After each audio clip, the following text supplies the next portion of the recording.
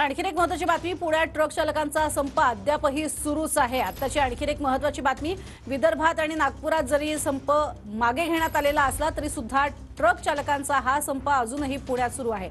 अधिक माहिती घेऊयात, रणजित जाधव आपल्या सोबत जोडले गेलेले आहेत। रणजित, पुण्यामध्ये अजूनही ट्रक चालक आपल्या या संपावरती कायम आहेत, ठाम आहेत असं कळतंय।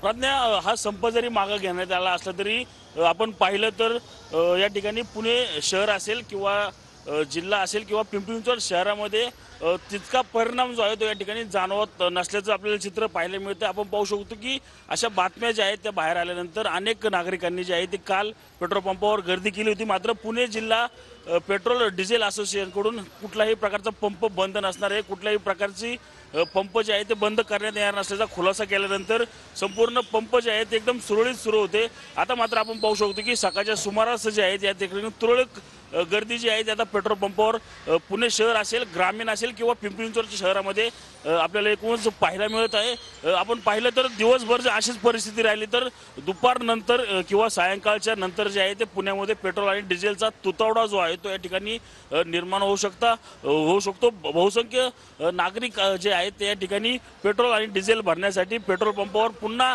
रांगा ज्या आहेत ते लावण्यास या ठिकाणी सुरुवात केलेली आपल्याला एकूणच पाहायला मिळत आहे।